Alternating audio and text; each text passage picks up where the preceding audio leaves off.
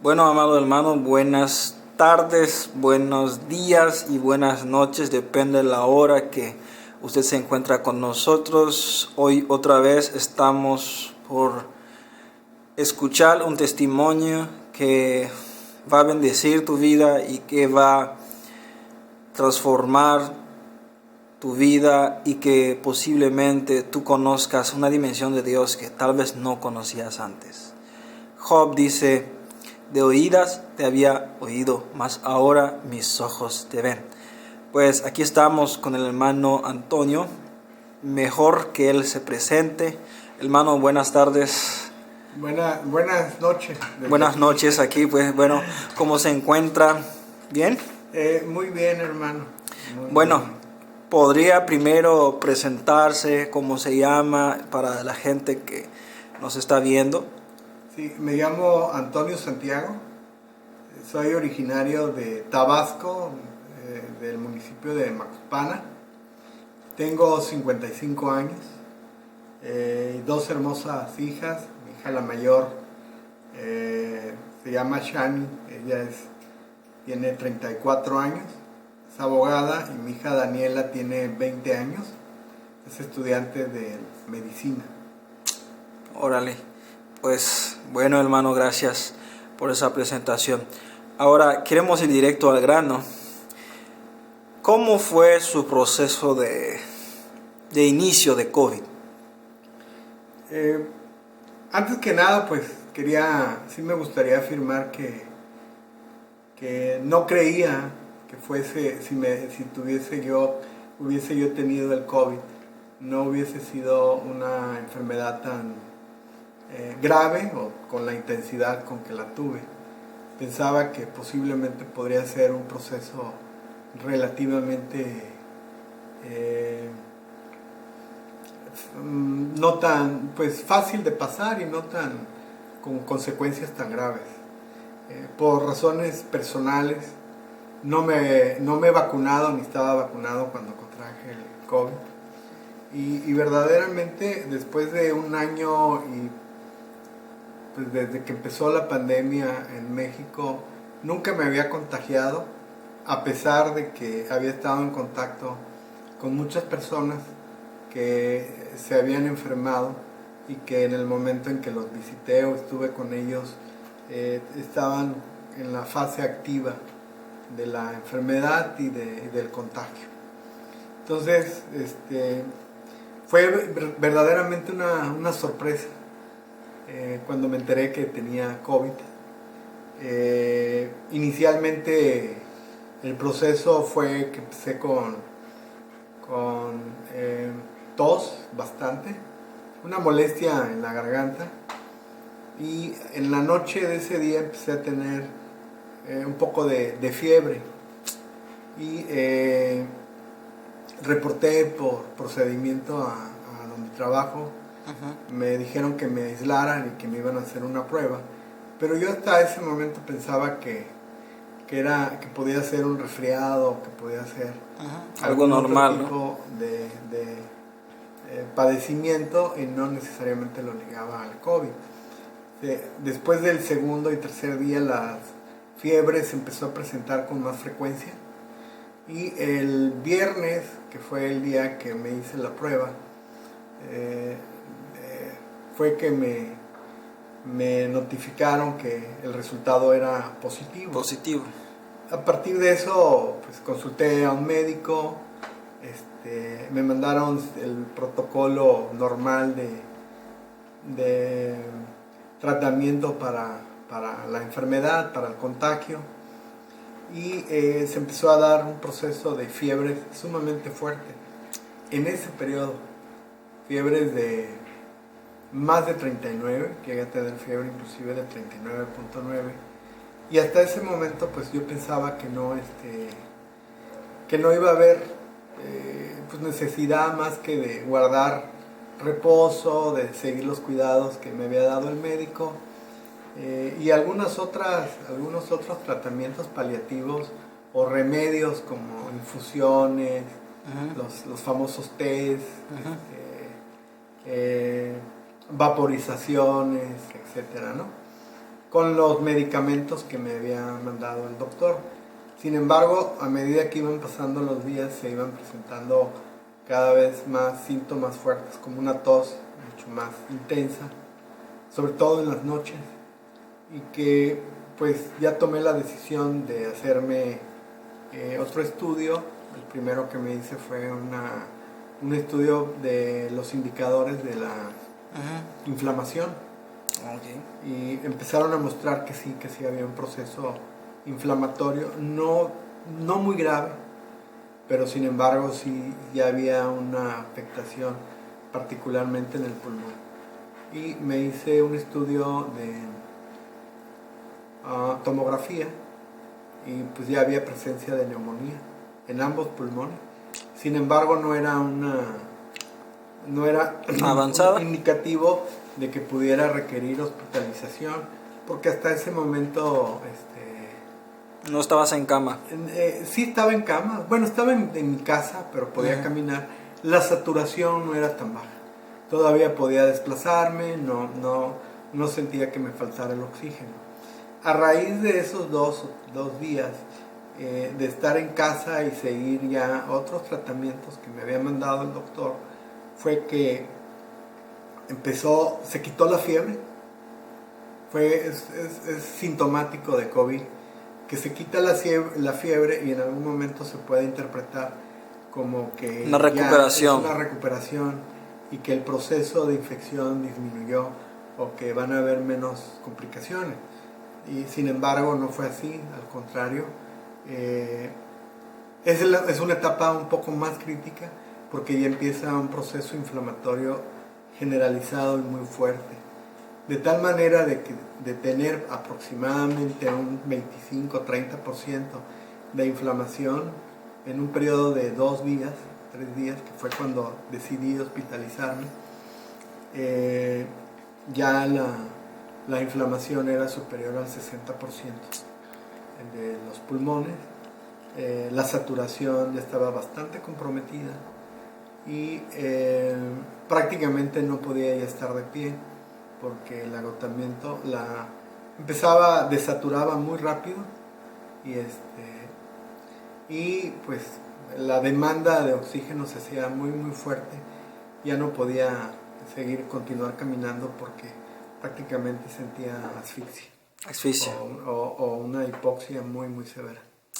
Y fue cuando, a instancias y a pedido de mi familia, yo todavía quería aguantar, quería ver si podía pasar esa etapa, y a instancia de mis hermanos, de mis hijas, pues de la gente que estaba ya preocupada, que veía que mi deterioro iba en aumento, fue que tomé la decisión de irme a hospitalizar y pues a corroborar justamente lo que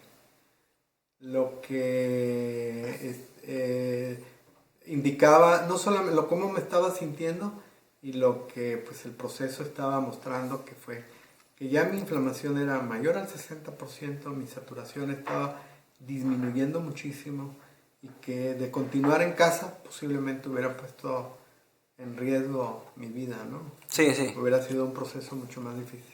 Así que así fueron más o menos ¿cuántos días pasaron antes de la hospitalización? Del primer síntoma al día de la hospitalización fueron aproximadamente 11 días. 11 días. Del primer síntoma. Órale. Bueno, ahora el hermano Antonio, de Karina Antonio, hospitalizado, pues ya no estaba nadie, no estaba la familia, los amigos. ¿Cómo se sentía?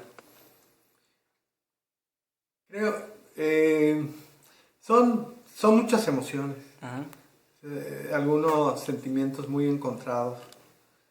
Una por la incertidumbre de que te van a hospitalizar, cómo te van a atender, enfrentar un diagnóstico que a todas luces era adverso, que así me lo hizo saber el personal médico del hospital.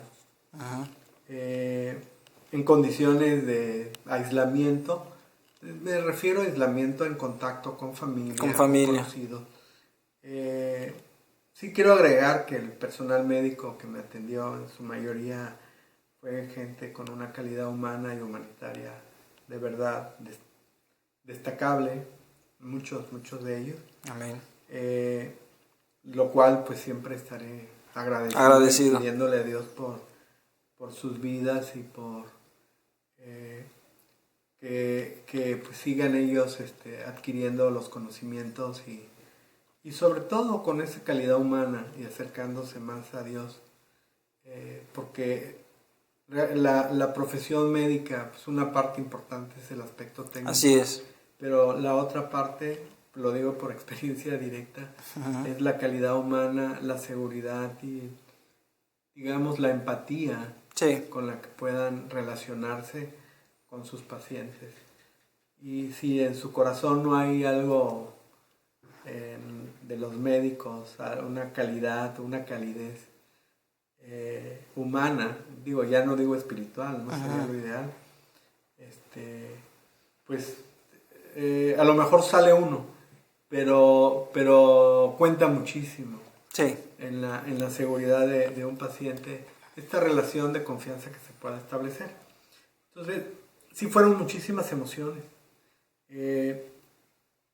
Aparte de eso, ya cuando me llevaron, que me empezaron a suministrar oxígeno, pues te das cuenta de la realidad, ¿no? De que enfrentas un momento en que dices, sí es grave, y sí estás realmente tu vida en riesgo y en peligro de muerte. Ahora, en ese momento, ¿alguna mirada hacia la fe? En este momento donde la realidad empieza a complicarse y no solamente está afuera, pero ya empieza a entrar en la mente también. ¿Algunos pensamientos de fe en ese momento? ¿Algún recurso? Yo creo, y fue inmediato, ¿no? En el fondo, a pesar de la desesperación, que habían realmente momentos en que era tanta hay un dolor físico porque no puedes respirar. Cada movimiento que haces, o al menos en el estado que yo estaba, era un verdadero tormento porque viene una sensación de asfixia, te sobreviene. ¿A pesar de que estabas con oxígeno? Sí, a pesar del oxígeno, porque moverte consume todo el oxígeno que tienes y sobre todo que en ese momento no tenía yo el alto flujo, sino tenía una mascarilla convencional. A pesar de eso eran 15 litros. Okay. Pero se siente, empiezas a toser, siente uno una opresión en el pecho, en el tórax fuerte, entonces hay dolor y llega el punto en que no puedes parar de toser y eso al mismo tiempo incrementa la sensación. Sí, porque te mueves, ¿no? El movimiento es muy doloroso, pero a pesar de eso y a pesar de que están ahí, están doctores, pero sabes de alguna forma que estás, digamos, solo viviendo este proceso. Humanamente con las fuerzas de uno. Había, en el fondo, yo sentía una confianza absoluta en Dios, que estaba ahí conmigo. Él estaba contigo. Que no lo sé, no lo puedo decir solo con palabras, pero con una confianza absoluta de que iba a salir de esta prueba o de esta situación. Con su ayuda. Con la ayuda de Dios. Entonces, a pesar de ese dolor, yo lo que te puedo decir es que tenía 2 días sin dormir. Físicamente, cuando ingresé al hospital, casi 3, porque los 2 días previos habían sido verdaderamente tormentosos. Entonces, estaba muy agotado. Muy agotado. Mentalmente también. Cuando hay falta de oxígeno, la mente se pone ansiosa, pues un poquito dispersa. Empiezan a llegar imágenes, pensamientos, sin ninguna hilación uno de otro. Un desorden mental. Sí, como mucha... Pues sí, lo podría describir, por lo menos cuando en momentos que cierras los ojos, estás ahí y pensamientos muy repetitivos, que no tienen a veces nada que ver con la situación.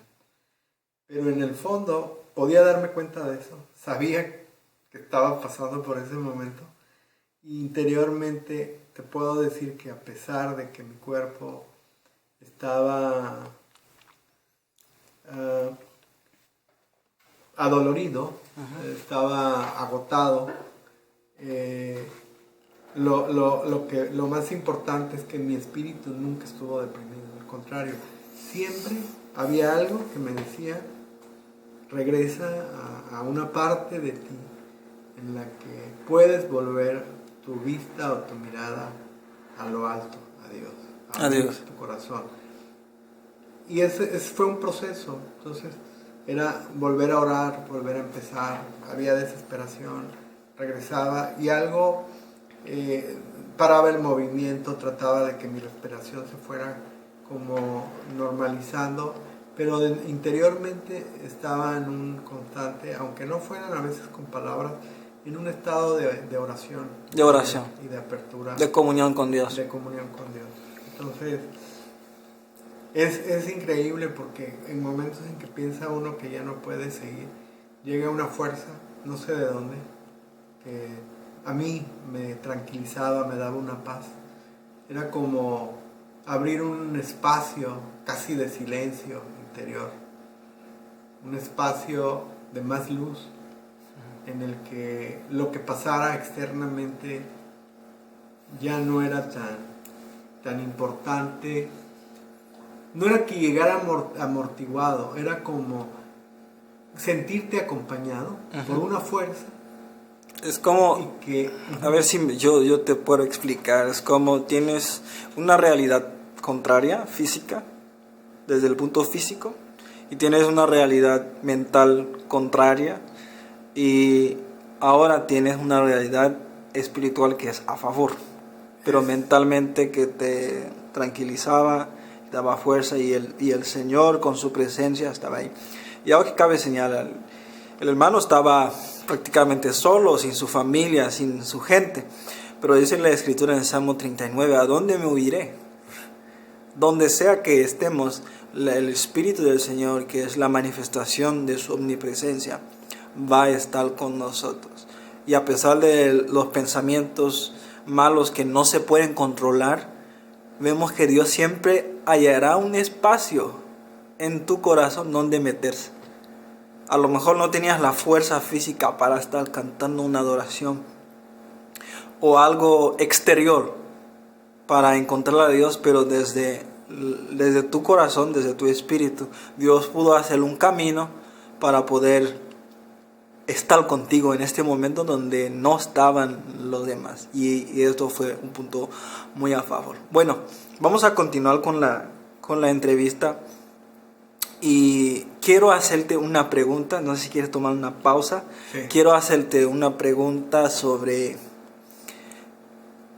algo o alguna cosa en este momento, en ese tiempo de meditación. ¿Tuviste que arreglar tu camino con Dios o tu compromiso con Dios? ¿Hubo un momento de reflexión y de volver a Dios en tu corazón? Sí, hubo una experiencia que yo creo que marcó una diferencia. Una diferencia. Todavía, lo vamos a ver después. Para que la gente no se... Digo que fueron dos. Fueron dos. Yo creo que estoy percibiendo esas dos experiencias. Okay. Estoy percibiendo esas dos. Pero bueno, tomamos una pausa, volvemos otra vez.